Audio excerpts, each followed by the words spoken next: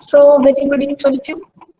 Very good evening, Deepthi, Jashuranka, Manu, Prapti, Ravneet, संगीत, शिफाली, स्वाति,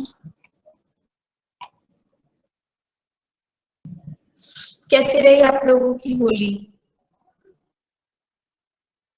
खेले थे कलर्स? बोरिंग थी? बोरिंग क्यों थी? मनाई ही नहीं, ऐसे क्यों?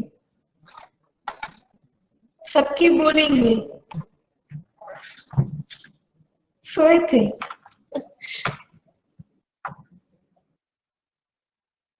दीप्ति की बोरिंग क्यों थी? Why Dipti? Why boring? And what about others? What about Manu, Prapti, Ravneet, sorry, Sanjeet, Shifali? What about you guys? आप लोगों ने की आपके भी ऐसे सोते रोते और बोरिंग निकाल दी? अंडमान में कैसी रही दिवाली? कुछ मजेदार ही नहीं हो रहा? क्या ऐसा हो कि मजा आ जाए?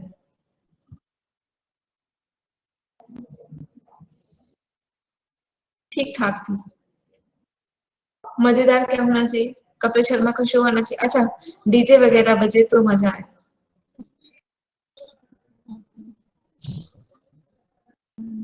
बंगाल की होली कैसी रही? कहाँ गए बंगाली बाबू? अभी गुड इवनिंग। अभी होली कैसी रही बंगाल की? इलेक्शन के अलावा और कोई कलर लगा आप लोगों को?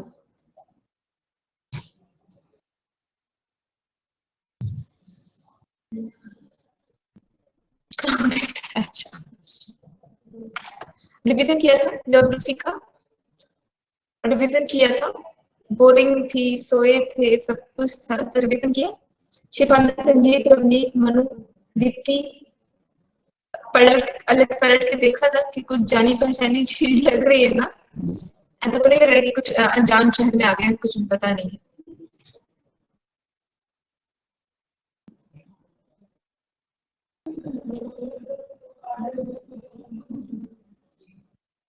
2 days पहले रिवीजन किया था। अच्छा, 2 दिन से आपकी क्लासेस भी नहीं हो रही थी? बहरहाल आज और मतलब आज और कल में ही आपकी मैक्सिमम चीजें खत्म हो जाएगी। कल कुछ टॉपिक्स इकोलॉजी के होंगे और फिर उसके बाद आपका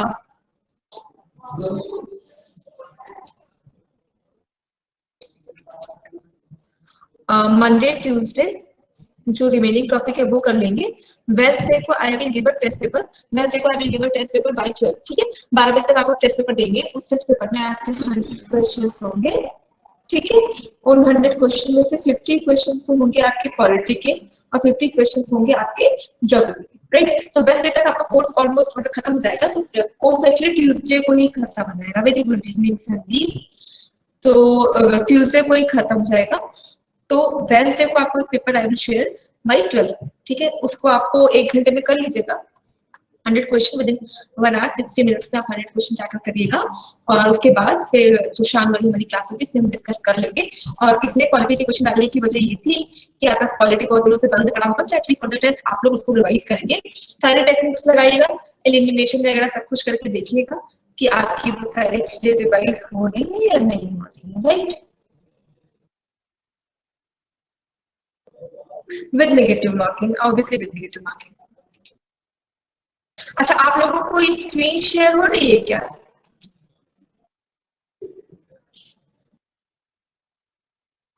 ना? अब हो रही है? अब हो रही है screen share? Please let me no. Okay, तो मैंने अभी क्या क्या लिखा वो नहीं लिख पाया। तो मतलब फ्राइडे तक हमारा जो सिलेबस है वो मैक्सिमम चीजें खत्म हो जाएंगी। मंडे ट्यूसडे को जो भी इकोलॉजी के थोड़े बहुत छोटे मोटे टॉपिक होंगे वो हम करेंगे। वेडनेसडे को आपको 100 क्वेश्चन की एक शीट मिलेगी, उस क्वेश्चन को 50 मतलब 50 ज्योग्राफी के और 50 पॉलिटी के वो करिएगा 1 घंटे के अंदर, और वेडनेसडे को उसका डिस्कशन कर लेंगे। तो वेडनेसडे को हमारा कोर्स खत्म हो जाएगा। इन केस अगर ऐसा लगता है कि कुछ चीज रह गई है, कुछ भी है, तो हम थर्सडे फ्राइडे ले सकते हैं। बाहर मुझे नहीं लगता कि थर्सडे फ्राइडे की जरूरत होगी। दैट इज देखो we are done with geography, right. अभी तक जितना पढ़ा है उसमें आपको कोई डाउट, समस्या, परेशानी है तो आप पूछिए, फिर हम आगे बढ़ते हैं। वैसे इस क्वेश्चन का आंसर दे दीजिए पहले। Which of the following soils have the attributes of cracks and shrinks in the dry condition? क्या है इसका answer?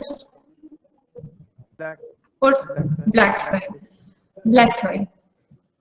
And what about the next question? Which of the soil is black? Again, which one? B. ठीक। Geography जितनी अभी तक आपने पढ़ी समझी देखी, उसमें आपको कोई डाउट, समस्या, परेशानी है? आपको रिवाइज करने पे चीजें मतलब ठीक है वो याद नहीं होगी एकदम से, क्योंकि अभी पहली बार जो आप पढ़ रहे एक बार क्लास के बाद पढ़ते हो, एक बार आप खुद से रिवाइज करते हो, ठीक है। तो ऑब्वियस सी बात है एक बार में इतनी भी आप लोगों को समझ में आई ज्योग्राफी, एटलीस्ट 50% कमांड हो गया ज्योग्राफी से, कुछ चीजें समझ में आ गई। मनोप्राप्ति, प्रतिभा एक बन गया, अंडरस्टैंड, थॉरो अंडरस्टैंड बन गई। रिवीजन करते समय समझ में आ जाते हैं, क्वेश्चन टैकल करते समय जाने पहचाने से लड़ने लगे बोलो। ओके अगर कोई प्रॉब्लम होगी आपको, जो भी आपके डाउट्स होंगे ज्योग्राफी का जब आप फाइनल रिवीजन करेंगे वैसे को टेस्ट देने के लिए, तो वैसे को जितनी भी चीजें आपकी फ्रॉम द बिगिनिंग जितनी भी चीजें होंगी, चाहे से पॉलिटी की हो ज्योग्राफी की हो, दोनों को आप कवर कर लीजिएगा। मतलब सारे डाउट्स को जगह पे पेन डाउन करके रखिएगा, तो वैसे जब आपके डाउट्स पॉलिटी के या ज्योग्राफी के जिसके भी होंगे वो कवर कर लेंगे, ठीक है। क्योंकि उसके बाद फिर पता नहीं आपसे इतना गेट टूगेदर होगा या नहीं, तो कोशिश करेगा कि उस टाइम तक आपसे डाउट्स भी क्लियर करना। तो आज जाते हैं अपने टॉपिक पे। ये देखना है क्रॉपिंग पैटर्न है इंडिया। तो अभी तक हमने समझ गया सॉइल इंडिया में। अब जब खेती करी जाएगी तो आपस से सॉइल पे करी जाएगी। अब सॉइल पे खेती करी जाएगी तो जो क्रॉप्स उगाए जाते हैं, जो हमारे यहाँ पे क्रॉप्स का प्रोडक्शन होता है, बेसिकली उनको हम 3 कैटेगरी में डिवाइड करके पढ़ते हैं, क्लासिफाई करते हैं। और वो क्या है? रबी, खरीफ एंड जायद की क्रॉप्स। तो इसमें बेसिकली क्वेश्चन आते हैं, वो आता है आपका टाइम से लेके कि रबी क्रॉप्स है उनका टाइम कब से कब तक है, मतलब कब से कब तक वो हम लगेंगे रबी के क्रॉप्स होंगे, कब से कब तक वो खरीफ के क्रॉप्स लेंगे, रबी का क्रॉप ठंडी की क्रॉप है या गर्मी का क्रॉप है ना, यही सारे बेसिकली क्वेश्चन पूछे जाते हैं, ठीक। तो ये वाला जो रीजन है जो आपको मैप में ग्रीन मार्क हो रहा है, ये जो रीजन है ये बेसिकली रबी के क्रॉप के लिए जाना जाता है। रबी के क्रॉप के लिए जाना जाता है मतलब कि जो भी चीजें हम इसमें उगाते हैं रबी की क्रॉप में, वो बेसिकली जहाँ पे जो प्रोडक्शन है उनका मैक्सिमम प्रोडक्शन देखने को मिलता है। अब जैसे अगर आप ये सोचो कि भाई क्या इन्हीं जगहों पे, जैसे कि हमारे बंगाल में चावल उगाया जाता है, ठीक है, तो इसका मतलब ये नहीं है कि सिर्फ और सिर्फ बंगाल में उगाया जाता है। बात यह है कि जो बंगाल है वहां पे ज्यादा प्रोडक्शन होता है, जैसे गेहूं है आपका, व्हीट है, तो व्हीट का मैक्सिमम प्रोडक्शन यूपी में देखने को मिलता है, बट इट डजंट मीन कि व्हीट केवल यूपी में उगाया जाता है। इसी तरह जो ये एरिया है रबी क्रॉप का, these are the dominant areas जहाँ पे बेसिकली रबी क्रॉप जो है डोमिनेट नेचर में देखी जाती है। तो अब सबसे पहले देखते हैं रबी क्रॉप क्या होती है। आप आई से याद रखिएगा, ठीक है। तो विंटर में भी आई है, रबी में भी आई है, तो रबी की क्रॉप मतलब विंटर की क्रॉप, ठीक है। रबी की क्रॉप मतलब विंटर की क्रॉप, इस तरह से आप भूलेंगे नहीं। रबी की क्रॉप मतलब जो विंटर में उगाई जाती है। तो कब ये सोन किया जाता है, मतलब सोन कब कहते हैं, बीज कब डालते हैं? ठंड में, अक्टूबर से दिसंबर के बीच में इसको सो किया जाता है, इनकी सीड्स को सो किया जाता है। अब हार्वेस्ट पे तो एक बार तो होता है, जो किसान को 2 बार करना पड़ता है। एक बार कहते हैं जुताई और बुआई, एक बार क्या करोगे सो करेंगे, और दूसरी बार क्या करेंगे हार्वेस्ट करेंगे। तो जो रबी की क्रॉप है ठंड में अगर उन्होंने सोइंग की तो उसको काटेंगे कब? समर में, अप्रैल से जून जो है उस जो क्रॉप है, जो हार्वेस्ट क्रॉप है उसको काटते हैं। फिर उसके बाद फिर वो धीरे धीरे अगर आगे का प्रोसेस आप देखो तो फिर क्या होता है कि सबसे पहले क्रॉप को बोया जाता है, सो किया जाता है, उसके बाद उनकी कटिंग की जाती है। कटिंग करने के बाद मतलब हार्वेस्टिंग करने के बाद फिर क्या होता है, एक बॉडी होती है FCI। ये FCI क्या है? Food corporation of India. Food corporation of India क्या करती है कि किसानों से उनके जो अनाज है, जो उनका ग्रेन है, उसको खरीदती है। और जो जिस प्राइस पे उस ग्रेन को खरीदा जाता है, उस प्राइस को हम कहते हैं मिनिमम सपोर्ट प्राइस। ठीक, देखो हमारा जो लैंड है, जो हमारा इंडिया बेसिकली वो एक एग्रीकल्चर नेशन जो है, हम ध्यान में रखते हैं, क्या करते हैं, खेती को बढ़ावा देने वाले, एग्रीकल्चर को प्रमोट करने वाले लैंड है, नेशन रहे हैं। ठीक, और ऐसा ना हो कि जो फार्मर है कि वो लॉस हो जाएगा, लॉस के डर से वो खेती ना करे, इसके लिए क्या करते हैं गवर्नमेंट कि जैसे मान लीजिए रबी क्रॉप अक्टूबर में उसको सो करना है, तो सो करने के पहले एक मिनिमम सपोर्ट प्राइस जो है डिक्लेयर कर दिया जाता है। मिनिमम सपोर्ट प्राइस मतलब कि आप अपना अनाज वो हार्वेस्ट करो, कम से कम इतना पैसे में तो हम ही आपसे खरीद लेंगे। तो कम से कम किसान के पास ये डर नहीं होना चाहिए, फार्मर के पास ये डर नहीं होना चाहिए कि ऐसा ना हो कि मतलब मेरी क्रॉप बेकार हो जाए या कोई इसको ना खरीदे, तो मेरा क्या होगा, मेरे जो है बोने का खर्चा, हार्वेस्ट करने का खर्चा पूरा वेस्ट हो जाएगा। तो गवर्नमेंट उसको मतलब फैसिलिटेट करने के लिए क्या करती है कि minimum support price before sowing declare कर दिया जाता है कि इसमें प्राइस में हम आपसे खरीद लेंगे। तो क्या हुआ, रबी की क्रॉप हमारी जब बोई गई अक्टूबर से दिसंबर में, फिर जो हार्वेस्ट हो जाएगी कब, अप्रैल से जून में उसको हार्वेस्ट कर लिया, किसान ने कट कर लिया। किसान कट करने के बाद फिर पता करेगा, मंडी हाउसेस होते हैं बहुत सारे मंडी, अभी देखो जो फार्मर्स लॉ बन रहा है मंडी हाउसेस को ही लेके अमेंडमेंट की बात हो रही है। तो मोटा मोटा समझ लीजिए मंडी हाउसेस को लेके जाते हैं, फिर देखते हैं कि हमें कहाँ पे अच्छा भाव मिलेगा, उसके बेसिस पे वो अपने अनाज को सेल करने की कोशिश करते हैं। नहीं होता तो फिर मिनिमम सपोर्ट प्राइस पे जो फूड कॉर्पोरेशन ऑफ इंडिया है वो क्या करेगी, उस ग्रेन को परचेस कर लेगी। ठीक, फिर food corporation of India government के बहुत सारे स्टोर हाउसेज या जो स्टेट हाउसेज होते हैं वहां पे क्या करते हैं, वो कलेक्ट करके रखते हैं। फिर इस कलेक्शन को डिफरेंट डिफरेंट राशन की दुकान को में भेजा जाता है। ठीक, इन राशन की दुकानों में जो आपका वो होता है, उनके थ्रू जो गरीब लोग होते हैं वो क्या करते हैं, उस मतलब वहां से राशन की दुकानों से बहुत सस्ते सब्सिडाइज रेट में ग्रेन को परचेस करते हैं। 1 रुपए 2 रुपए किलो जो गेहूं और चावल होता है उसमें क्या करते हैं, खरीदते हैं। बेसिकली पूरा मैकेनिज्म है, इस तरीके से वर्क करता है। ठीक, अगली बात समझ में आया जो भी बताया, ये जो पीएससीआई ये सर आपका इकोनॉमी वाला पार्ट है। जब आप इकोनॉमी में पढ़ेंगे तो एक बार आपको फिर से सर बताएंगे। ठीक है, तो लेकिन अभी आप एक बेसिक समझ लीजिए कि food corporation of India grain को कलेक्ट करता है, उसके बाद फिर राशन की दुकानों से वो सारी चीजें खरीद के जो मतलब जो बीपीएल लोग हैं, बिलो पॉवर्टी लाइन वाले लोग हैं, वो राशन कार्ड से फिर उन ग्रेन्स को अपने पास रख पाते हैं। अब उनके पास जाता है, वो खाते पीते हैं। और उसी में अभी एक स्कीम आई है आपकी, उस स्कीम का नाम है one nation one ration card. ये स्कीम क्या है, one nation one ration card, कि पहले क्या होता था कि पहले लॉकडाउन नहीं लगा था, जब आपका कोविड नहीं था, तो मान लीजिए कि आप बिहार के रहने वाले हैं, तो आपका जो राशन कार्ड होगा वो वहीं के उसी पर्टिकुलर जगह को सपोर्ट करता था। कि मान लीजिए आप बिहार के हैं तो आप बिहार के राशन की दुकान पे जाएंगे और वहां से आपको वो आप सब्सिडाइज रेट का अनाज ले सकते थे। फिर जब कोविड हुआ तो कोविड में क्या हुआ कि बहुत सारे जो माइग्रेंट्स थे वो अपने अपने घर पे वापस आते हैं। ठीक है, अब उनके पास इतने पैसे तो थे नहीं कि वो क्या कर सके, जो सबसे मतलब अनाज को खरीद सके। अब जो राशन की दुकान वाला था वो उनको दे ही नहीं रहता ग्रेन कि भाई तुम्हारा तो जो ये कार्ड है तो यहाँ को सपोर्ट ही नहीं कर रहा है। तो एक रूल लाया गया कि राशन कार्ड को लिंक कर देंगे आपके आधार कार्ड से। अब आपका जो ये बायोमेट्रिक साइंस होते हैं, बायोमेट्रिक मतलब आपका थंबप्रिंट और जो आईरिस के वो होते हैं, उसके थ्रू आपको आइडेंटिफाई किया जाएगा। और आइडेंटिफाई करने के बाद इंडिया के किसी भी कोने में आप क्यों ना हो, आप उसी आइडेंटिफिकेशन से आप अपना क्या कर सकते हैं, जो ग्रेसेस को कलेक्ट कर सकते हैं किसी भी राशन की दुकान से। तो ये जो बेसिकली स्कीम है उसका नाम है one nation one ration card scheme. Right, one nation one ration card scheme. तो हम आ जाते हैं अपने टॉपिक पे। रबी क्रॉप क्या है, रबी क्रॉप मतलब विंटर में सो करी जाने वाली क्रॉप। अब विंटर में करेंगे, समर में काटेंगे। अब इसमें कौन कौन सी क्रॉप्स आती हैं, तो वीट, जब भी वीट आएगा वीट के साथ हमेशा क्या आता है, मस्टर्ड। ठीक है, अब देखिए तो गेहूं में सरसों लगाई जाती है, तो वीट बार्ले 30 ग्राम, वीट बार्ले 30 ग्राम। ये बेसिकली जो है रबी क्रॉप्स की सॉरी रबी क्रॉप्स है।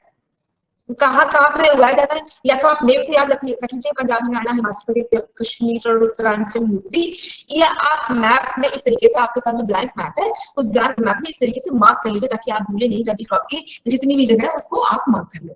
राइट, अब जो विंटर में लौटता हुआ मानसून है, जब हमने पढ़ा था ना मानसून, तो विंटर में जो बरसात होती है इंडिया में कैसे होती है, लौटते हुए मानसून। रिटील से इंडिया में जो बरसात होती है, लौटने वाले मानसून से जो इंडिया में मानसून आता है, वो हेल्प करता है इनके क्रॉप के ग्रोथ में। जो क्रॉप के ग्रोथ में एक्चुअली हमारे पास इतनी ज्यादा इरिगेशन फैसिलिटी तो है नहीं। आपको बहुत सारी स्कीम लाई जा रही है, जैसे पर ड्रॉप मोर क्रॉप, है ना, हर खेत को पानी, ऐसे ऐसे कुछ स्कीम्स लाई जा रही है। और जो हमारे यहाँ अभी इरिगेशन इतना अच्छा नहीं है, तो हमारे यहाँ जो एग्रीकल्चर है वो बेसिकली डिपेंडेंट है इन दोनों पे, मानसून पे डिपेंडेंट है कि बरसात होगी तो एग्रीकल्चर अच्छा होगा, बरसात अच्छी नहीं होगी तो एग्रीकल्चर भी बहुत अच्छा नहीं होता है।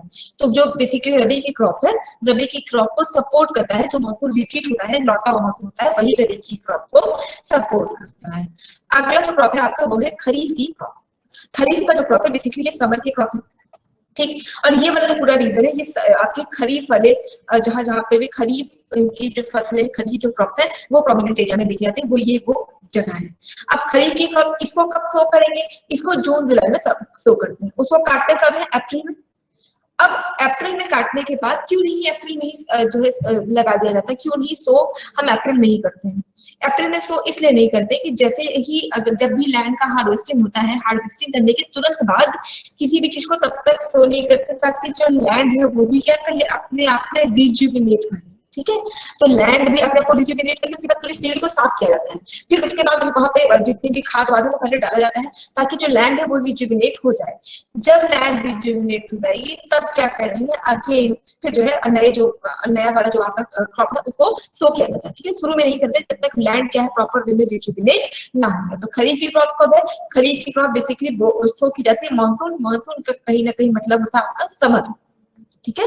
क्योंकि ये जून जुलाई 1 जून से ही इंडिया में मानसून भी आ जाता है, इसलिए इसको मानसून भी कहते हैं। ऑल्दो आप समर से याद रखिए कि जून जुलाई में इसको सो किया जाता है और हार्वेस्ट कब होगा, सितंबर और अक्टूबर इसको हार्वेस्ट कर लिया जाता है। अब कौन कौन से हैं, तो पैडी यानी कि राइस, मेज, ज्वार, बाजरा, तुअर मतलब अरहर की जो दाल होती है आपकी, मूंग, उड़द, cotton, jute, groundnut and soybean. Basically ये जो है इनके क्रॉप्स है। आप देखिए तो मैक्सिमम चीजें हमारी जो मिल रही है एडिबल थिंग्स वो आपकी खरीफ की क्रॉप्स में ही मिलती है।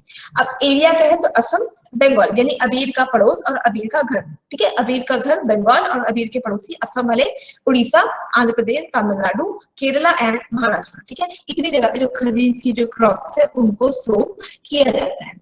अब जो लास्ट है वो है आपका जायद का क्रॉप। तो जायद का क्रॉप बेसिकली होता है फ्रूट्स, है ना, क्रॉप ऑफ जो फ्रूट्स की जो भी खेती की जाती है वो आपका जायद के क्रॉप में आता है, ठीक। अब आप देखो यहाँ पे कि कहीं भी जो भी टाइम बच रहा है, मतलब अगर आप देखिए तो जो इसमें टाइम बचा है सिर्फ और सिर्फ मार्च अप्रैल का बचा है, ठीक है। तो ये जो है मार्च अप्रैल में जायद की क्रॉप लगाई जाती है और ये उन एरिया में लगाया जाता है जहाँ पे वो लोग जो है ज्यादातर फलों की खेती करते हैं। तो अगर आप महाराष्ट्र में कभी गए हो, नासिक, पुणे में कभी आप ट्रेन से जाइए तो देखिए कि बहुत सारे वाइन यार्ड्स या फ्रूट्स या जो के बहुत सारे से बड़े बड़े से वो दिखते हैं, फील्ड्स दिखते हैं, ठीक है। तो जायद की क्रॉप बेसिकली जो है आपकी वेजिटेबल और फ्रूट्स को लेके, है ना। यहाँ पे किसी भी तरीके का ग्रेप्स नहीं होता, ग्रेप्स के बजाय वेजिटेबल और फ्रूट की जितनी भी चीजें होती है वो जायद की क्रॉप में आती है। और बहुत थोड़ा सा, अब फ्रूट्स का तो ऐसा ही कि बहुत थोड़े समय के लिए वो आता है, उसके बाद फिर वो पेड़ खा जाते हैं, अगले पार्ट्स को फिर से रिजुविनेट करके लगाना पड़ता है। जायद का क्रॉप बेसिकली है आपका क्या कहते हैं, फ्रूट्स का क्रॉप, ठीक है। और इसीलिए जो अगर आप देखो तो सबसे ज्यादा जो सुसाइड है वो महाराष्ट्र जो वाला जो बेल्ट है जहाँ पे भी ये फ्रूट्स उगाए जाते हैं, वहीं पे जो फार्मर्स है बेसिकली जो सुसाइडल केसेस है इन्हीं जगहों पर देखने को मिलता है। क्योंकि जो फ्रूट्स के जो क्रॉप्स होते हैं वो बहुत सेंसिटिव होते हैं, ठीक है। जैसे कि आपका अंगूर है या आपका बनाना वगैरह का जो फील्ड है वो बहुत सेंसिटिव होता है। वो थोड़ी सी उस पर प्रॉब्लम आ गई तो वो पूरा क्रॉप ही खराब जाता है, पूरा लैंड की क्रॉप खराब हो जाती है, तो उनका जो है नुकसान बहुत ज्यादा होता है।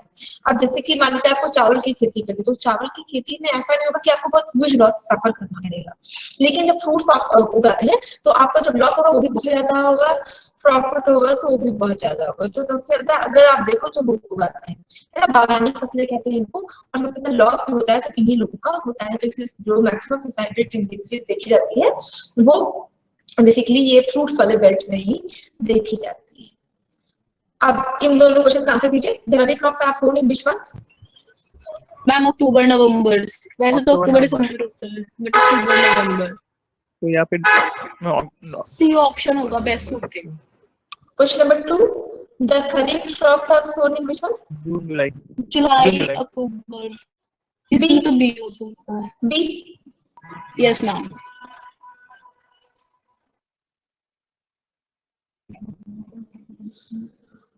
अब आ जाते हैं types of natural vegetation in India. अब नेचुरल वेजिटेशन से क्या समझ रहे हैं? नेचुरल वेजिटेशन का क्या मतलब है? मैम मतलब नेचुरल जंगल जो उगते रहते हैं इंडिया में, जैसे Ma'am, forest, कोस्ट पे जो उगते जैसे हैं। फॉरेस्ट हो गया, वो सब। जिसके लिए कोई भी ह्यूमन का कोई भी एफर्ट हमें देखने को नहीं मिलता कि ह्यूमन ने जाके कुछ कर दिया हो, है ना, यानी कोई भी एंथ्रोमॉर्फिक फैक्टर नहीं है, नेचुरल फैक्टर्स है ना, तो उसको हम कहते हैं नेचुरल वेजिटेशन ऑफ इंडिया। तो इंडिया का जो नेचुरल वेजिटेशन है उसको हम डिवाइड करते हैं बेसिकली इन 6 कैटेगरी में इसको डिवाइड करते हैं। ठीक, कि जो हमारे इंडिया में जो डाइवर्सिटी देखी जाती है, डाइवर्सिटी किसकी? नेचुरल डाइवर्सिटी है ना, कि कहाँ पे जो है घने जंगल होंगे, कहाँ पे डेजर्ट वाला लोकेशन होगा, कहाँ पे डेसिडिवस होंगे, कहाँ पे मैंग्रोव फॉरेस्ट मिलेंगे, सेमी डेजर्ट एरिया कौन सा होगा, उसके बेसिस पे हम जो है इंडिया को 6 कैटेगरी में क्लासिफाई करते हैं। जो आपका पहला कैटेगरी है वो है ट्रॉपिकल एवरग्रीन रेन फॉरेस्ट। अब इसमें इक्वेटोरियल क्यों नहीं कहा? इक्वेटोरियल इसलिए नहीं कहा, जैसे अगर आप वर्ल्ड के लेवल पे क्लासिफाई करें तो पहला आता है आपका equatorial rain forest. Equatorial rain forest India में क्यों नहीं है? क्यों? क्योंकि जो इक्वेटर है, जीरो डिग्री, वो इंडिया से पास नहीं होती है। इंडिया से जो पास होती है वो है आपकी ट्रॉपिक ऑफ कैंसर। तो ट्रॉपिकल एरिया मतलब ट्रॉपिक्स के बीच वाला एरिया, तो इंडिया जो ट्रॉपिक्स के बीच वाला एरिया है, इसलिए आपका पहला वेजिटेशन है ट्रॉपिकल एवरग्रीन रेन फॉरेस्ट। दूसरा है डेसिडियस। डेसिडियस का मतलब क्या होता है? वो ट्रीज जो अपनी पत्तियां जिनकी गिरती है, जो जिनमें साल भर में 2 बार में जिनकी पत्तियां गिरती है, नई लीव्स आते हैं, उसके उस तरीके के फॉरेस्ट को हम डेसिडियस फॉरेस्ट कहते हैं। और डेसिडियस फॉरेस्ट को भी 2 पार्ट में क्लासिफाई करके पढ़ते हैं। जो पहला है वो है आपका मतलब कि मॉनसून डेसिडियस, और दूसरा है वो है आपका ड्राई डेसिडियस फॉरेस्ट। फिर हो गया माउंटेन फॉरेस्ट। माउंटेन का मतलब जो कि माउंटेन कहाँ का है इंडिया में? एक तो ये हिमालय वाला और कहाँ है माउंटेन? वेस्टर्न घाट वाला। तो इन दोनों एरिया में जो भी ट्रीज मिलते हैं वो उसको कहते हैं माउंटेन फॉरेस्ट। फिर टाइडल फॉरेस्ट क्या होते हैं कि जो कोस्टल वाला रीजन है, कोस्टल वाले रीजन में जहाँ पे जो लहर है समुद्र की वो आती रहती है, वहां पे मिलने वाले फॉरेस्ट को टाइडल फॉरेस्ट कहते हैं। फिर सेमी डेजर्ट एरिया, यानी ये वाला एरिया जो थार वाला राजस्थान वाला एरिया है, वहां पे डेजर्ट वेजिटेशन या सेमी डेजर्ट रीजन पाया जाता है। इसको डिटेल में देख लेते हैं। ये इसका ये वाला मैप है, जैसे कि ये हो गया आपका ये कौन सा हो गया? माउंटेन फॉरेस्ट हो गया या हिमालयन फॉरेस्ट इसको कह सकते हैं। ये आपका डेजर्ट वाला पूरा एरिया हो जाएगा। मैक्सिमम जो है वो आप देखो तो सबसे ज्यादा अगर कोई मिल रहा है इंडिया में तो वो कौन सा है? वो है आपका ट्रॉपिकल डेसिडुअस फॉरेस्ट। जितने भी आपके मैंगो और ये सब ट्रॉपिकल डेसिडुअस की एग्जांपल है। सबकी क्या होती है? लीव्स जो है गिरती है, फिर नई लीव्स आती है। तो इंडिया में जो सबसे ज्यादा जो फॉरेस्ट की डेंसिटी वो है ट्रॉपिकल डेसिडुअस की डेंसिटी। अब सबसे पहला जो टाइप है वो है tropical evergreen rain forest. Tropical evergreen rain forest. Evergreen का मतलब जो हमेशा ग्रीन रहे। एवरग्रीन मतलब जो हमेशा हरे भरे रहते हैं, है ना? हाँ। तो अब अगर किसी चीज को हमेशा हरा भरा रहना है तो इसके लिए जरूरी सबसे बड़ी जरूरत किसकी होगी? कि अगर कोई जंगल है हमेशा हरा भरा है, मौसम की। तो ये आप खुद से सोच के बताओ कि ये जो एवरग्रीन फॉरेस्ट है बिना देखे कि ये कहाँ पे मिलेंगे?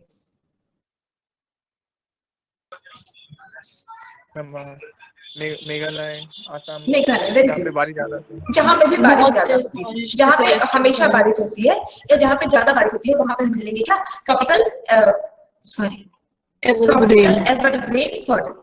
तो ये देखो नॉर्थ ईस्ट वाला रीजन, नॉर्थ ईस्ट वाला यानी कि आपका मेघालय, जहाँ पे 2 जगह थी जहाँ पे बहुत ज्यादा बरसात होती है। वो 2 जगह कौन सी है मेघालय की? यहाँ पे सबसे ज्यादा बरसात देखने को मिलती है। मैंने आपको नेम तो कई बार बताया।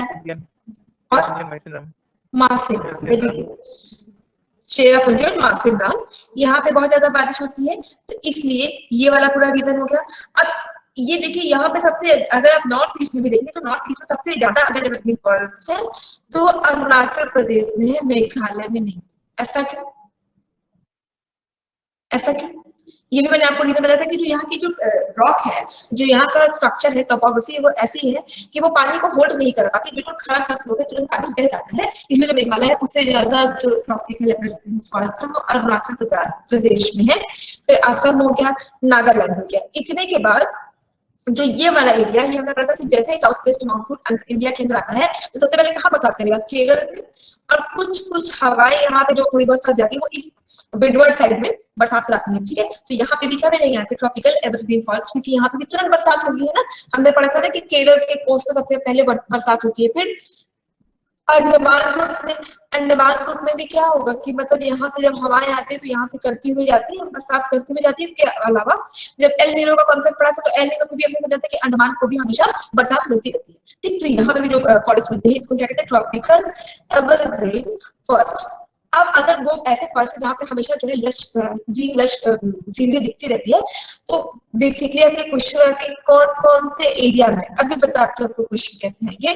वहाँ पे जो बेसिकली जो ट्रीज है वो किस किस चीज के मिलते हैं, तो सैंडलवुड यानी चंदन की, रोजवुड, गर्जन, महोगनी और बैम्बू।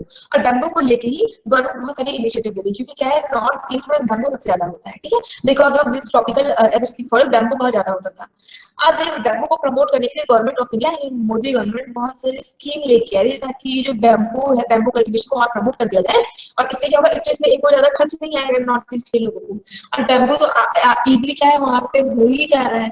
अब बैम्बू को लेके बहुत सारी स्कीम नॉर्थ ईस्ट में लाई जा रही है ताकि उन लोगों को क्या मिल सके, तो रोजगार या एम्प्लॉयमेंट मिल सके। तो बेसिकली इसमें क्वेश्चन ये पूछा जाता है जैसे कि ट्रॉपिकल एवरग्रीन फॉरेस्ट कहाँ पाया जा सकता है, एरिया में क्वेश्चन आता है, उस वहाँ पे कौन कौन से ट्री मिलते हैं पे क्वेश्चन आता है। एरिया में आराम से समझ सकते हैं कि यहाँ पे ज्यादा बरसात होगी वही होगा ट्रॉपिकल एवरग्रीन वाला एरिया। दूसरा ये भी पूछता है कि इंडिया में इक्वेटोरियल फॉरेस्ट क्यों नहीं मिलते हैं, तो इक्वेटोरियल फॉरेस्ट क्यों नहीं मिलती, क्योंकि 0 डिग्री या equator line of the equator है 0 डिग्री, वो इंडिया से पास नहीं होती है, इसलिए इंडिया में ट्रॉपिकल तो मिलता है, इक्वेटोरियल फॉरेस्ट नहीं मिलते, राइट। जो आपकी अगली कैटेगरी है वही डेसिडुअस। आप ऐसा नहीं सकते, डेसिडुअस मतलब जो साल में 2 बार अपनी पत्तियां गिराते हैं, ऐसे ट्रीज को हम डेसिडुअस कहते हैं। अब इंडिया का जो बेसिक आप पूरा रीजन हमने देखा, आपको दिखाया भी आपको कि बेसिकली जो पूरा का पूरा एरिया है वो कहीं ना कहीं डेसिडुअस जो ट्रीज है वो सबसे ज्यादा हमारे इंडिया में मिलते हैं। सबसे ज्यादा जो इंडिया में ट्रीज मिलते हैं जो नेचुरल वेजिटेशन है वो डेसिडुअस है, हम क्या करते हैं अपनी जो पत्तियां हैं वो गिराती हैं।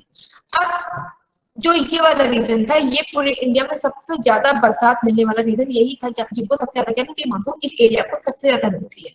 लेकिन जो ये वाला एरिया है ये कहीं ना कहीं कंपैरेटिवली कम बरसात मिलती है इसको, किससे, इक्वेटोरियल वाला सॉरी ट्रॉपिकल वाले रीजन से इस वाले एरिया में थोड़ी कम बरसात मिलती है। इसकी जो एरिया है लगभग 100 सेंटीमीटर टू 200 सेंटीमीटर ही इसको बरसात मिल पाती है। तो ऐसी एक जगह को कहते हैं deciduous monsoon type of forest, मतलब कि ये कहीं ना कहीं डिपेंडेंट है कि मानसून पे, इसको बहुत कम बरसात भी नहीं मिली पर बहुत ज्यादा भी नहीं मिलेगी। बहुत ज्यादा मिलती तो हमेशा हरे भरे रहते, अब बहुत कम मिलती तो हमें सूख जाते, तो डेजर्ट हो जाता।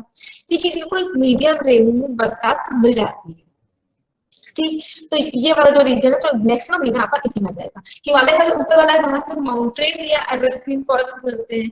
जो लोअर स्लोप है शिवालिक वाला वहां पे आपके मिलते हैं डेसिडुअस फॉरेस्ट। बंगाल, छत्तीसगढ़, मतलब ऑलमोस्ट देखिए तो बहुत सारे इंडिया के part, Chhattisgarh, Bihar, Orissa, Karnataka, Maharashtra, Jharkhand and the adjoining area. जो एडजॉइनिंग एरिया मतलब कि झारखंड से लगे हुए कुछ एरिया होंगे, महाराष्ट्र से लगे हुए गुजरात का कुछ पार्ट, उड़ीसा से लगा हुआ कुछ पार्ट है ना, तो ये सारे एरिया में भी आपके tropical monsoon deciduous type of forest मिलते हैं। फिर ट्री कौन कौन से मिल सकती है, तो बेसिक नाम आप याद रखेंगे, देवदार, ब्लूगम, पाल एश, साल, सैंडलवुड, एबनी, अर्जुन, खैर, बैम्बू। मतलब बैम्बू तो आपका उसमें भी दिखता है, बैम्बू इसमें भी दिखता है, लेकिन जो बेसिकली बैम्बू है जो नॉर्थ ईस्ट का है, तो because of tropical evergreen forest जो है उसी को गवर्नमेंट प्रमोट करने की बात कर रही है। जो बैम्बू है उसी वहीं पर प्रमोट करने की बात करी जा रही है।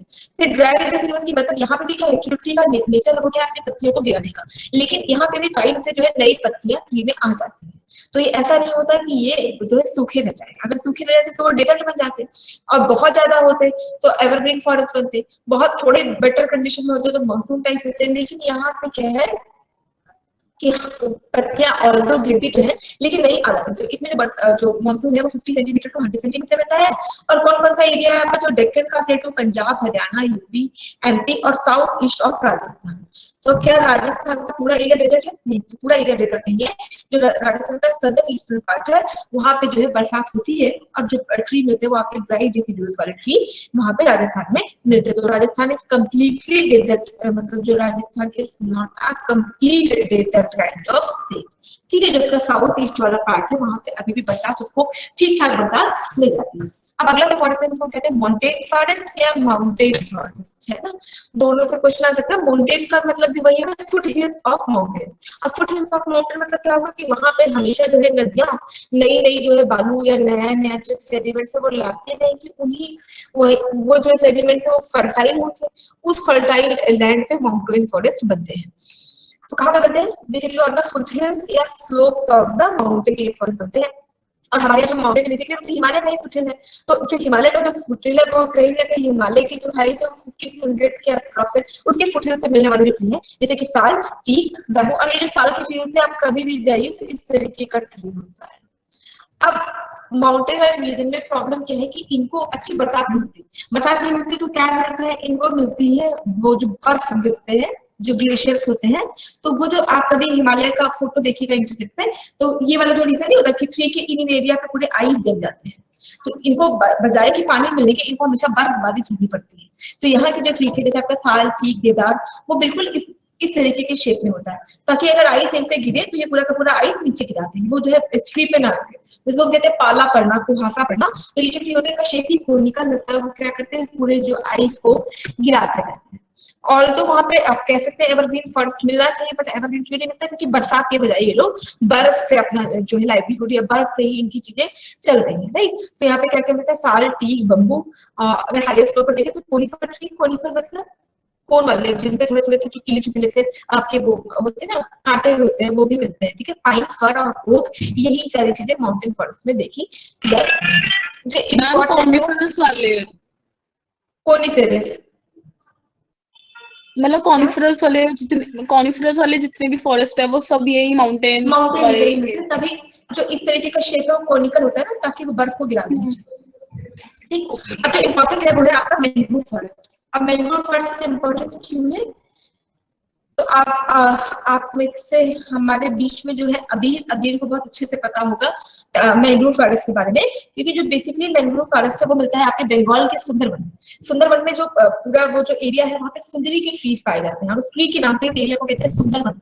आपके बंगाल में है सुंदरवन, और वहाँ पे मिलते हैं आपके मैंग्रोव फॉरेस्ट। अब ये जो मैंग्रोव फॉरेस्ट है इनका काम क्या है कि देखो कोई भी ट्री है, चाहे भी कोई भी ट्री है, वो कभी भी सेलिब्रिटी को जो है बहुत ज्यादा देर तक सैलिडिटी को बर्दाश्त नहीं कर सकते। लेकिन जो मैंग्रोव होते हैं वो क्या होता है, सलाइन वाटर होता है, उसको भी रिपेयर कर सकते हैं। उनकी जो इतनी होल्डिंग कैपेसिटी होती है वो सलाइन वाटर में सर्वाइव कर जाते हैं। तो सलाइन वाटर में सर्वाइव करते हैं जो मैंग्रोव फॉरेस्ट होते हैं, उनकी जो जड़ें होती है वो क्या करते हैं, सलाइन मतलब लगातार जो लहरें होती हैं पानी की, वो तो वहां तक आती रहती है। लेकिन ये जो ट्री क्या करते हैं उस पूरे एरिया को नीचे जो उसकी रूट होती है उस पूरे एरिया को पकड़ लेती है नीचे से।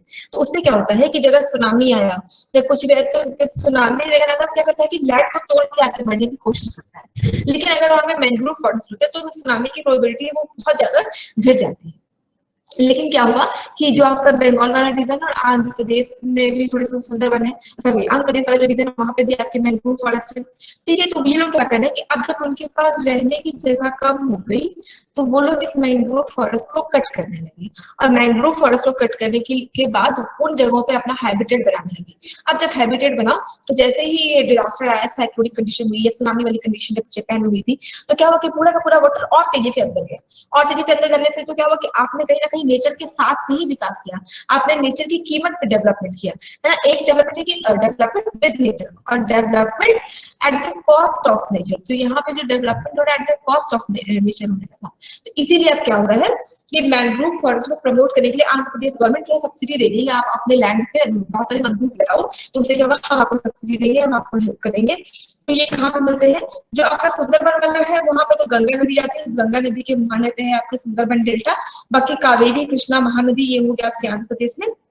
और जो आपका बंगाल वाला है वही वो बहुत डेंस मैंग्रोव फॉरेस्ट है, उसको देखने के लिए लोग जाते हैं। कभी आपको टाइम मिले तो जाइएगा, वो बिल्कुल मतलब ऐसा पूरा बना हुआ है, और उसके बीच से नाव को लेके जाते हैं और आप पूरा वो सुंदरबन जो है वो डेल्टा उसको दिखाते हैं। तो वो बहुत समझ में आता है कि अच्छा जो उसकी जड़ें आप देखोगे कि जो मैंग्रोव है, मैंग्रोव में जो उसके बीज होते हैं वो नीचे की तरफ होते हैं, मतलब अगर ये ट्री है तो नीचे की तरफ होते हैं, और उसमें क्या होता है कि वो अपने आप थोड़े से मैंग्रोव लगा देंगे तो इस बीच से नया ट्री फिर वो बीज गिराएगा, उससे नया ट्री वो अपने आप डेंस होते चला जाएगा, उसके टाइम जमीन को पकड़ते जाएंगे, ठीक है। तो इसकी जो प्रोसेस होता है जहाँ पे नीचे नीचे बीज कहते हैं विविपैरिटी। तो मैंग्रोव ट्री पे ये मतलब क्वालिटी होती है इनके पास विविपैरिटी, मतलब अपने से ही नया पेड़ बनने की जो है पावर होती है उनमें। तो जो बेसिकली हमने देखा वो सुंदरबन में ही देखा जाता है, बाकी यहाँ पे फलों तो बहुत कट कर दिया, वहां पे सब्सिडी वगैरह देके इसको प्रमोट करने की कोशिश करी जा रही है, ठीक है। सुंदरबन का डेल्टा, इसकी लोकेशन हमसे पूछ सकते हैं, सुंदरबन का डेल्टा कहाँ है आपका बंगाल में है। और ये this delta is famous for the Sundari tree, और सुंदरी ट्री के नाम पे इनका नाम सुंदरबन है, और दूसरा क्या है यहाँ पे मैंग्रोव फॉरेस्ट देखे जाते हैं। अगला जो आपका इम्पोर्टेंट रीजन है वो है आपका डेजर्ट वाला रीजन। तो डेजर्ट वाला हम सुनते ही सोच लेते हैं कि जरूर ये राजस्थान का एरिया होगा। राजस्थान में जो साउथ ईस्ट वाला रीजन है वो डेजर्ट, प्योर डेजर्ट नहीं है राजस्थान, थोड़ा सा उसको बरसात होती है। एक एरिया है मेवाड़ और दूसरा एरिया है मारवाड़, और ये मेवाड़ और मारवाड़ को अलग करने वाला है आपका अरावली माउंटेन रेंज। तो जो अरावली के विंडवर्ड साइड है उसको बारिश नहीं होती क्योंकि वो तो पहले हो जाता है, लेकिन जो अरावली की जगह यानी मारवाड़ वाला रीजन है वो क्या करता है, थोड़ी बहुत उसको बरसात मिल जाती है, इसलिए आपका पूरा का पूरा राजस्थान डेजर्ट नहीं है, ठीक है। तो वो आता है आपका ड्राई डेजर्ट वाला जो रीजन है वहां पे आ जाता है। बाकी डेजर्ट वाला रीजन अगर आप कंप्लीटली देखें तो सिर्फ और सिर्फ राजस्थान नहीं, पंजाब और गुजरात का भी जो पार्ट है वो भी डेजर्ट में आता है। यहाँ पे जो रेनफॉल है 50 सेंटीमीटर से कम होती है। जब 50 सेंटीमीटर से जो रेनफॉल है वो कम है तो क्या होता है कि ट्रीज को इवोपरेशन, मतलब ट्रीज का काम होता है वो ट्रीज भी इवोपरेशन कर रही होती है। तो अगर ट्रीज में लीफ होंगे, आप देखो तो जो वो होता है आपका क्या कहते हैं एवरग्रीन फॉरेस्ट, वहां पे जो लीव्स होती है वो लगभग चौड़े पत्ते वाली होती है, बड़े बड़े होती है लीव्स के जो पत्ते होते हैं वो बड़े होते हैं क्योंकि उनके पास बहुत ज्यादा मॉइस्चर कंटेंट होता है। तो वो बड़े जितना बड़ा होगा उतना ज्यादा उनका इवेपोरेशन होगा, मॉइस्चराइजेशन जो है उतना ज़्यादा जल्दी से जल्दी उनके पास से हटेगा, तो उनकी जो पत्तियां होती हैं वो चौड़ी होती हैं। दूसरी तरफ जो डेजर्ट एरिया होता है वहां पे भी इवेपोरेशन होगा कि लीफ से जो है पानी इवेपोरेट होगा। तो अब अपने पानी के कंटेंट को, अपने पानी को होल्ड करने के लिए जो यहाँ के जो लीव्स होते हैं वो थ्रॉनी हो जाते हैं, थॉर्नी हो जाते हैं, उनमें बहुत सारे क्या मिलते हैं आपके कांटे मिलते हैं ताकि जो है वाटर का लॉस बहुत ज्यादा ना हो और जो भी उनके पास थोड़ा भी पानी हो उसको स्टोर कर ले और उसी में उनका सर्वाइवल हो जाए। तो इसलिए जो है जो यहाँ की जो पत्तियां होती है वो थोड़ी सी चिकीली थ्रोनी या बुशेस काइंड ऑफ ट्रीज यहाँ पे मिलते हैं, राइट। अब बेसिकली इनके जो रूट्स होते हैं वो लंबे होते हैं। रूट्स लंबे होने के पीछे का वजह भी पानी है कि वो लंबे लंबे लंबे लंबे नीचे तक जाते जाते जब तक उनको पानी मिल जाता है तो यहाँ पे भी ट्रीज होते हैं, रूट्स लंबे होते हैं। और सेकंड चीज ये है कि सिर्फ और सिर्फ राजस्थान वाला एरिया ही आपका डेजर्ट वाले एरिया में नहीं आता, पंजाब और गुजरात के भी कुछ पार्ट इसमें आते हैं। तो बेसिकली ये था आपका इंडिया का नेचुरल वेजिटेशन। इसमें कोई दिक्कत है, समस्या है, समझ में आते? देव, मनु, प्राप्ति, प्रियंका, स्वाति, यश, आया समझ में? शीट कर लिया? ये वाली शीट तो आप लोगों के साथ बहुत पहले शेयर हो गई होगी, क्वेश्चन तो कर लिया होगा इसका।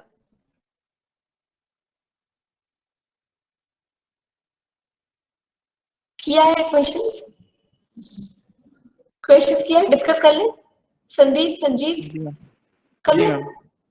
क्वेश्चन नंबर 1 देखिए, Duncan passage is located between South Andaman, Little Andaman. बाकी सब और सबने क्या लगाया है? Ravneet, Priyanka, ma'am South and Little Andaman. और where is Prerna? Prerna question number 2 बताइए, which one of the following the highest mountain peak? इनमें से चारों में से सबसे हाईएस्ट कौन सा होगा? कंचनजंगा। नहीं, अगर ऐसा आता है तो आप हमेशा K2 लगाएंगे। अगर आता है विच one of the following is the highest mountain peak of India, तब आंसर होगा आपका कंचनजंगा। लेकिन हाँ, अगर पूछता है कि इनमें से सबसे जो बड़ी पीक है वो आपकी K2 जिसको गुडविन ऑस्टिन भी कहते हैं, पर क्योंकि K2 या गुडविन ऑस्टिन इंडिया में नहीं है इसलिए K2 आंसर नहीं होगा। जब इंडिया पूछेंगे तो आप कंचनजंगा लगाएंगे। मैम K2 जो है सेकंड हाईएस्ट, फर्स्ट तो माउंट एवरेस्ट है ना मैम, हाईएस्ट इसमें है। आप बताओ इन चारों में माउंट एवरेस्ट? नहीं हाँ, वैसे तो आपका माउंट एवरेस्ट है, लेकिन आपका हमेशा K2 से ही क्वेश्चन आता है क्योंकि K2 और कंचनजंगा में ही लेके हम कंफ्यूज होते हैं, ठीक है। माउंट एवरेस्ट सबको पता है कि हिमालय की सबसे ऊंची चोटी माउंट एवरेस्ट है 8848, और अभी उसका कुछ तो फिगर और बढ़ गया है, ठीक है। तो इनमें से तो आपको K2 मार्क करना है, कंचनजंगा नहीं। अच्छा, कंचनजंगा कहाँ पे है? कंचनजंगा की लोकेशन क्या है? Sikkim, very good. Question number 3 बताइए, the China separated the Andaman island from Nicobar is known as Individual channel. Very good. Question number 4. Which one of the following is the oldest mountain range in India? Ma'am, Aravalli. Very good, Sanjeet. Very good, Dipti. Anmol, very good. And Yash, आपने नहीं किया था question? Manu, आपने कभी किया है इसका? Question number 5 बताइए, क्यों नहीं किया बेटा? छुट्टी भी थी फिर भी नहीं किया। In which one of the following island of India is an active volcano found? Barren Island. Andaman वालों क्या आंसर होगा? सी। Yes, ma'am. Yes, ma'am. Question number 6. Which of the following soils is the most common in northern plains? Northern plains में कौन सी soil? Alluvial. Very good. Soil. Very good, Abhi. Question number 7 बताइए, which one of the following are the southernmost hills? Southernmost Cardamom. Cardamom is famous for Cardamom. Cardamom. Very good. ये तमिलनाडु है, Tamil Nadu shares border with, Tamil Nadu का border किससे मिलता है? केरला. ये तो आप इजीली एलिमिनेट भी कर सकते हो ना कि उड़ीसा तो बहुत ऊपर है, महाराष्ट्र भी ऊपर है, तो ऑब्वियसली बी सी तो इसके साथ है ना, तो बी ही होगा इसका। Hirakud dam is located on which river? इसके बारे में आपको कुछ पता है? हीराकुंड डैम कौन सी नदी पे बना है? महानदी. उड़ीसा. Very good. उड़ीसा से कोई है आप लोगों में से?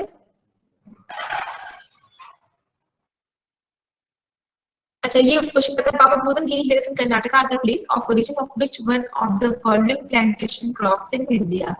ये मैंने पढ़ाया नहीं, इसलिए क्वेश्चन डाल कर दिया था कि बाबा बुदन की पहाड़ी फेमस है आपकी कॉफी की, वहां पे कॉफी की जो कल्टीवेशन होती है वो कर्नाटका के बाबा बुदन में होती है, बाबा बुदन की पहाड़ी। ठीक। How many states of India shares border with Bhutan? Bhutan से किसकी बाउंड्री मिलती है? किसकी मिलती है?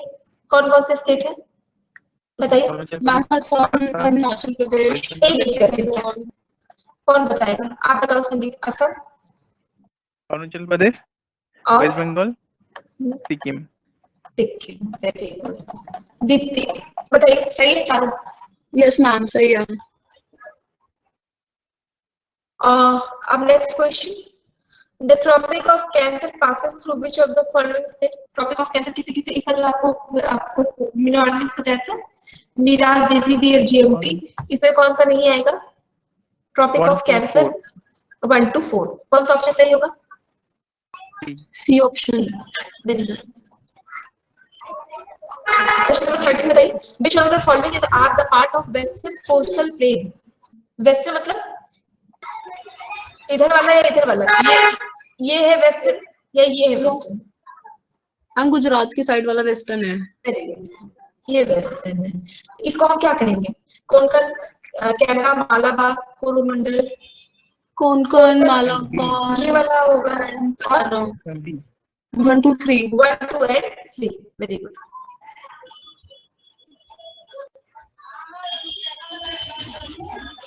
रवनीत 3 क्यों नहीं? मालाबार कोस्ट क्यों नहीं बताया आपने? मालाबार नहीं, केरल वाला जो कोस्ट है इसको मालाबार ही तो कहते हैं, इधर कोरोमंडल है, इधर आपका नजर सरकार है। ठीक है। क्वेश्चन नंबर 14 बताइए, क्वीन ऑफ सतपुरा किसको कहते हैं? पचमढ़ी। जो पचमढ़ी आपके मध्य प्रदेश में एक जगह है पचमढ़ी को हम कहते हैं क्वीन ऑफ सतपुरा। एक्चुअली ये देखिएगा तो इतना सुंदर सा माउंटेन है, और जो आपके वो महाभारत में जो 5 पांडवास हैं उनकी गुफाएं भी हैं पचमढ़ी में। 5 पांडवों की गुफाएं होती है जहाँ पे वो कहते हैं कि जब वो लोग महाभारत का सब युद्ध सब जीत लिए थे तो अपने लाइफ का जो अंतिम दिन था वो इन्हीं पचमढ़ी की पहाड़ियों पर बिताया था। ठीक है। और बेसिकली वहाँ पे जो पूजा होती है वो नागों की यानी कि स्नेक्स की पूजा होती है, और स्नेक्स के टेम्पल वो पचमढ़ी हिल पे देखने को मिलते हैं। राइट।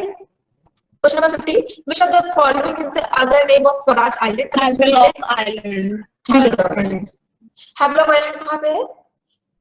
अंडमान। अंडमान, अंडमान वालों ने तुरंत बताया हैवलॉक आइलैंड। अभी थोड़े दिन पहले आपके वो प्राइम मिनिस्टर वहां पे गए थे, उन्होंने उसका नेम चेंज करके स्वराज द्वीप कर दिया था, शहीद द्वीप और स्वराज द्वीप, है ना। तो करंट अफेयर में था ये चीज। Which state has the smallest land area, सबसे कम लैंड एरिया कहाँ का है? Goa, Nagaland, Sikkim and Tripura. Goa, very good. Goa की कौन सी दो इंपॉर्टेंट रिवर है? एक है आपकी मांडोवी और दूसरा ये है आपकी जुआरी। ठीक है, गोवा में दो रिवर, मांडवी एंड जुआरी। ठीक, ये क्वेश्चन है which foreign country is closest to Andaman island, सबसे अंडमान आइलैंड से सबसे क्लोजेस्ट कौन होगा? अंडमान, म्यांमार होगा, म्यांमार होगा, बर्मा। ठीक है। स्वाति श्रीलंका नहीं होगा, म्यांमार होगा। Which of the following rivers do not discharge its water into Bay of Bengal? इनमें चारों में से कौन सी है जो Bay of Bengal में नहीं जाती है? Tapti. Tapti, very good. Question number 19 बताइए। Which of the following countries are divided by the ridiculous line? India and China. India, हाँ, इंडिया एंड चाइना नहीं, India and Pakistan. India and China के बीच में है आपकी LAC, line of actual control, है ना। आपकी इनका है ILOC, लाइन ऑफ इंडिया ने ना भी इंडिया नेपाल। सॉरी नहीं, इंडिया एंड पाकिस्तान, इसमें ऑप्शन है ए। मैम चाइना के लिए मैकमोहन, मैकमोहन, और उसको कहते हैं LAC, line of actual control, line of actual control, line of actual control. जैसे कि ये लोग और जी जी। अगर चाइना के बारे में आप देखिए तो दो चाइना है, एक PRC है और एक ROC है। ठीक है, तो PRC कहते हैं पीपल रिपब्लिक ऑफ चाइना और ROC रिपब्लिक ऑफ चाइना। तो ठीक है, ये जो अगर आप वर्ल्ड मैप देखें, वर्ल्ड मैप का पेज नंबर किसी को याद है? ठीक है, तो ये वाला जो है ना, ये चाइना जो है, जो यहाँ पे है, ये आपका PRC है, पीपल रिपब्लिक ऑफ चाइना, जो मेन चाइना है आपका, वो ये है। और इसी के पास में आप देखो तो है ताइवान। ताइवान दिख रहा है क्या? एक मिनट, इसको बड़ा करते हैं, यहाँ पे कहीं दिख रहा है आपको ताइवान? ये है, ये है रिपब्लिक ऑफ चाइना। ठीक है, एक्चुअली यहाँ पे क्या था कि पहले जो ये मतलब यहाँ पे थे चियान काई शेक, तो चियान काई शेक यहाँ के मेन लीडर थे।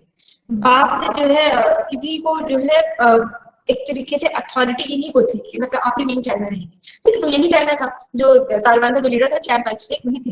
लेकिन बाद में वहाँ एक लीडर आता है, उसका नाम था माओ त्से-तुंग। चाइना के एक लीडर आते हैं माओ त्से-तुंग। इनका और चियान काई शेक का जब आपस में फाइटिंग होती है तो मतलब ये लोग कैप्चर करने के लिए चाइना को जाते हैं, तो यहाँ से जो चियान काई शेक है भाग के आते हैं ताइवान। ठीक है, तो जब वो ताइवान में रहते हैं तो अमेरिका को लगता है कि भाई माओ त्से-तुंग का ही बड़ा लीडर ना बन जाए, तो उसने कहा कि ये नकली चाइना है, PRC को नहीं, ROC को जो है वही मेन चाइना होगा। तो उसने कहा कि Republic of China is the main China. बाद में कुछ इनके बीच में सर्कमस्टेंसेस ऐसे होते हैं कि फिर बाद में ऐसे सिचुएशंस आ गए कि कहा गया कि नहीं, अब चाइना, ये जो PRC है, people Republic of China will be China, और ये क्या हो जाएंगे ताइवान। तो दो अगर कभी नाम आप देखें तो उसमें कंफ्यूज नहीं करेंगे। ROC मतलब रिपब्लिक ऑफ चाइना, जो हम ताइवान कहते हैं। इसलिए जब कोरोना का वो आया था, कोरोना का आउटब्रेक हुआ था, तो सबसे पहले ताइवान से कभी भी एक भी केसेस नहीं आए हैं, क्योंकि ताइवान ने पहले ये चीज डिटेक्ट करके बता दी थी कि इस तरीके का कोई वायरस है जो चाइना क्या कर रहा है, मतलब वर्ल्ड के बाकी विश्व में ला रहा है। तो बहुत पहले ही ताइवान ने बता दिया था। लेकिन केवल और केवल ताइवान ही है जहाँ से अभी तक कोई भी कोविड के केसेस नहीं है। ठीक है, तो इनका मतलब ताइवान और चाइना की हमेशा से राइवलरी रही है।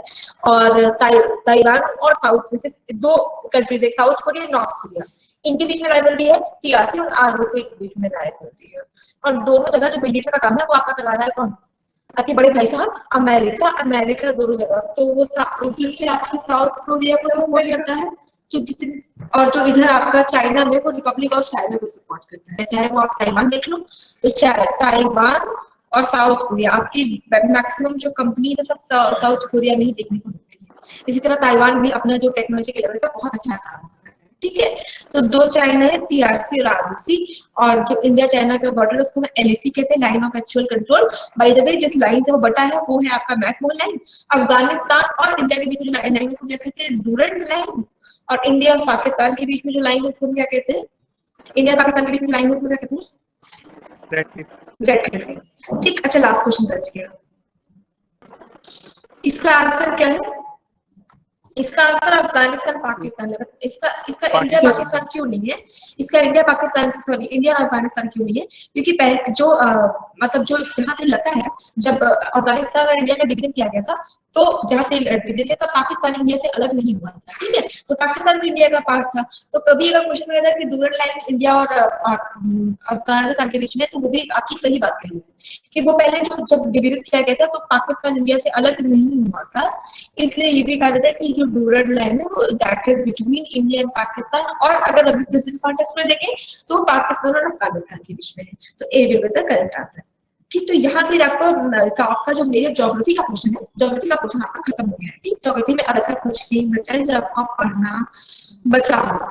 ठीक है, तो मैक्सिमम चीज ज्योग्राफी की हो गई है। आप कुछ चीजें में पढ़ना है इकोलॉजी के बारे में, ठीक है? तो इकोलॉजी के जैसे कि आपका बफर बायोस्फीयर रिजर्व क्या है, वाइल्ड लाइफ सेंचुरी क्या होती है, इकोटोन क्या होता है, यूट्रोफिकेशन क्या होता है, तो बेसिक चीजें जो हमें पढ़ना है वो पढ़ना है इकोलॉजी का। अगर कोई चीज आपको लगता है कि ज्योग्राफी की बची तो मुझे बता दीजिए, तो मैं आपको, अगर आपको ऐसे प्रश्न लगता है कि कोई चीज आपको पढ़ना है तो मेरे को बता दो। अदरवाइज ज्योग्राफी की सारी चीजें हो गई हैं, और जो कुछ भी टिटबिट्स बचे होंगे, एक तो कुछ जैसे कि हाँ, ये सारे डैम्स लेक्स बताएंगे, ये सारा आपका इसी में आ जाएगा। डैम्स हो गया, लेक्स हो गया, और आपके वाटर वेज, ठीक है, एयरपोर्ट्स, जितनी भी ये सारी चीजें वो सब इसी में कवर कर देंगे। ठीक है, ये देखो important lakes of the world, important lakes of India. हाँ, आस्क। मैंने प्रीवियस ईयर क्वेश्चंस देख रहा था मैं, उसमें मोस्टली नेबरिंग कंट्रीज का हाईएस्ट पीक, फिर ऐसे बहुत पूछे, बहुत बार रिपीट। वो सारा इकोनॉमी का पार्ट है। हाँ, देखिए इकोनॉमी की मतलब कहाँ से इंपोर्ट जाता है, कहाँ से एक्सपोर्ट जाता है, मतलब गोल्ड सबसे ज्यादा हमने कहाँ से लिया, कोल कहाँ से जाता है, ये सारा चीज क्वेश्चन आते रहते हैं। हाँ, वो नहीं, हाईएस्ट पीक ऑफ श्रीलंका ऐसा करके। अच्छा, तो वो बाद में आपको लिस्ट दे देंगे ताकि आप रख सको। फिर समझाने जैसा कुछ भी नहीं है, इसीलिए मैंने आपसे कहा कि ज्योग्राफी का जो मेजर समझाने वाली चीजें थी वो पूरी हो गई। ठीक है, उसमें तो आपको याद ही करना है। उसमें मतलब मैं आपको मार्क करवा दूंगी, जैसे कि आप ये लेक्स वाले क्वेश्चन है वो आपको एमपी मैप लेके रखा है, उसमें हम मार्क कर लेंगे कि ये important lakes of the world है, जिससे अब सारे लेक रट पाना मुश्किल है, सारे पीक्स रट पाना मुश्किल है, तो हम इंपॉर्टेंट पीक्स, इंपॉर्टेंट लेक्स की सारा कुछ देख लेंगे।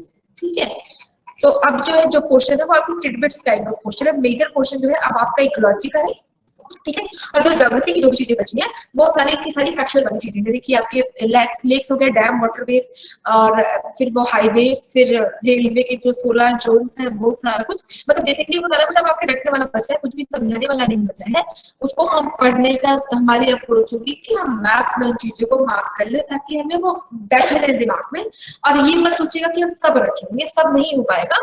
तो जिससे ज्यादातर क्वेश्चन पूछे गए उन चीजों को हम अपने मैप में मार्क करते जाएंगे। ठीक, तो अभी तो टाइम नहीं है कि नया टॉपिक आपका शुरू करें, सिर्फ 8 मिनट बचे हैं तो नया टॉपिक नहीं कर पाएंगे। पहले शुरू करेंगे आपका protected area network. Protected area network जो बेसिकली आपके इकोलॉजी का पार्ट है। प्रोटेक्टेड मतलब कि कैसे हम कुछ जगहों को प्रोटेक्ट करते हैं, प्रोटेक्ट करते हैं किसके लिए, नेचुरल वेजिटेशन के लिए। तो एक होता है इंडिया के लेवल प्रोटेक्ट करना और वर्ल्ड के लेवल प्रोटेक्ट करना। तो जब हम नेशनल लेवल प्रोटेक्ट करते हैं तो उसको प्रोटेक्ट करते हैं national park, wild life sanctuary बना के। और जब वर्ल्ड लेवल जो प्रोटेक्शन है उसके में 2 मेजर्स लिए गए हैं, एक को कहते हैं बायोस्फीयर रिजर्व और दूसरा है आपका वो वर्ल्ड हेरिटेज साइट। तो वर्ल्ड हेरिटेज साइट क्या होती है, बायोस्फीयर रिजर्व क्या होता है, वो समझना है।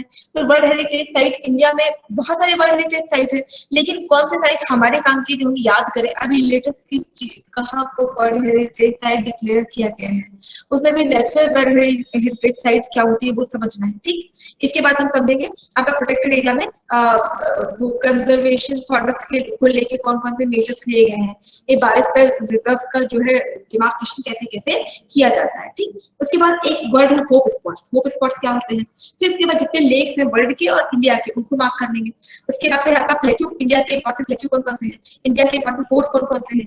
ठीक है, फिर वाटरवेज देखना है। वाटरवेज देखने के बाद फिर रामसर कन्वेंशन का नाम आपने सुना होगा कि रामसर कन्वेंशन क्या होता है, ये वेटलैंड के बारे में। तो वेटलैंड क्या है, फिर रामसर कन्वेंशन क्या है, रामसर कन्वेंशन, रामसर क्या है, रामसर क्या है, इंडिया की कोई जगह, नाम से तो लग रहा है भगवान राम के नाम पे कुछ रखा गया होगा, बट रामसर एक जगह है ईरान की, और वहां पे वेटलैंड को कंजर्व करने के लिए एग्रीमेंट किया था कि हम अपने वेटलैंड को बचाएंगे, इसीलिए इस कंजर्वेशन को हम रामसर कंजर्वेशन कहते हैं। ठीक है, तो रामसर वेटलैंड्स के बारे में समझने के बाद फिर जैसे कुछ चीजें हैं आपकी, कुछ की टर्म्स होते हैं, जैसे बायोरिमेडिएशन क्या है, ठीक है, एल्गल ब्लूम क्या होता है, यूट्रोफिकेशन क्या होता है, ठीक है, ये समझेंगे। इसके बाद स्वाम्पी लैंड, जैसे कि आपका मैंग्रोव फॉरेस्ट ऑलमोस्ट कवर हो ही गया है। ये सारा करने के बाद कुछ जैसे कि इम्पोर्टेंट वो हाईएस्ट पीक हर कॉन्टिनेंट के देख ले कि नॉर्थ अमेरिका की हाईएस्ट पीक कौन सी है, साउथ अमेरिका की कौन सी है, यूरोप की कौन सी है, ठीक है, ये देखना पड़ेगा। बाकी तरह तो बहुत सारी चीजें तो ऐसी है कि वो आपको बहुत क्वेश्चन करने से ही आएंगे। जब डिफरेंट क्वेश्चन करेंगे तो कॉन्सेप्ट लेवल पे तो सारी चीजें हो ही गई, बाकी बहुत सारी चीजें क्वेश्चन कर लेते हैं। और एक चीज और, नेशनल हाईवे तो बहुत सारे, इसमें इंपॉर्टेंट नेशनल हाईवे कौन सा है, आपके इंपॉर्टेंट पासेस कौन से हैं, है ना, नाथुला दर्रा और ये सारे जितने इंपॉर्टेंट चीजें वो थोड़ा सा देखना पड़ेगा।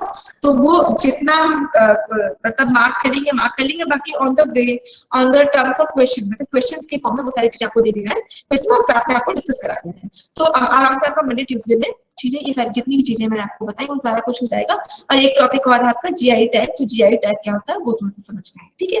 तो मतलब कुल मिलाकर 3-3.5 घंटे की क्लास आपकी और है, इतने में आपका ये सारा कुछ कवर हो जाएगा। इन केस नहीं होता है हम वेडनेसडे को कर लेंगे, फिर टेस्ट एक दिन पोस्टपोन करके थर्सडे को कर लेंगे, ठीक है। तो इससे अगर किसी भी कीमत पे ज्यादा टाइम आपका नहीं लगेगा।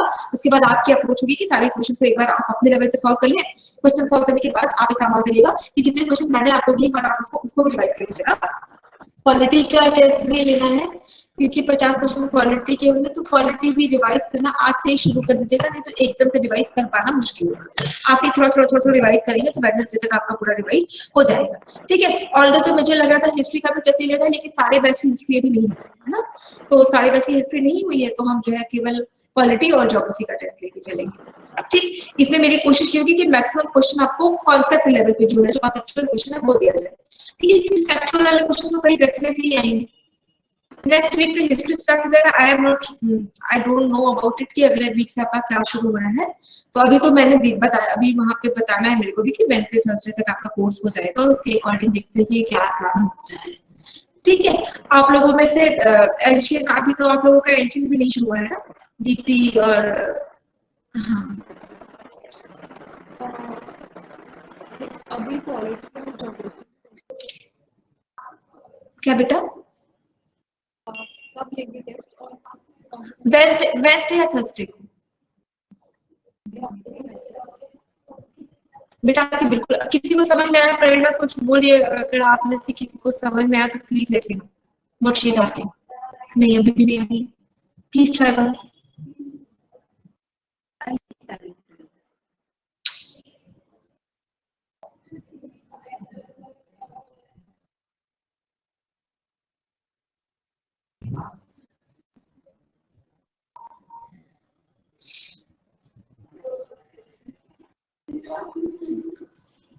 Subjects geography and polity for the test now, for the test polity and geography 50 questions from polity and 50 questions from geography, ठीक है। वो आप क्वेश्चंस कर लीजिएगा, यहाँ पर सिर्फ डिस्कशन करेंगे, मतलब आप अपने लेवल पे क्वेश्चंस को सॉल्व करिए।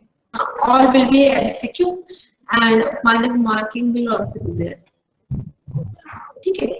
एक क्वेश्चन 3 मार्क्स का गलत हो जाएगा तो 1 मार्क्स आप माइनस कर लीजिएगा ईमानदारी के साथ, है ना। तो जैसे हमने पॉलिटी में टेस्ट लिया था सेम है,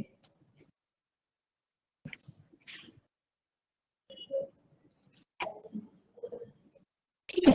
तो टेस्ट जरूर से दीजिएगा, मतलब आप अपने लेवल पे सॉल्व करके रखिएगा, हम उसका जो है क्लास के टाइमिंग पे सारे क्वेश्चन का 1 बाय 1 डिस्कशन कर लेंगे। बिल्कुल बिल्कुल आप इस चीज का वो बिल्कुल आप दिमाग में रखिए। हम तो मतलब सीधा रखते हैं कि भाई 3 marks for each and every correct question, और आप 1 मार्क्स रिलेट कर लीजिएगा अपने करेक्ट क्वेश्चन के लिए, ठीक है। तो इस तरीके से हम अपना टेस्ट ले लेंगे ज्योग्राफी और पॉलिटी का, उसके बाद हिस्ट्री का देखते हैं जैसा भी होगा, I will let you know, ठीक। तो आज की क्लास हम यहीं पे खत्म करते हैं, और उसके बाद बाकी का जो डिस्कशन है वो कल करेंगे, ठीक। Okay that's it for today.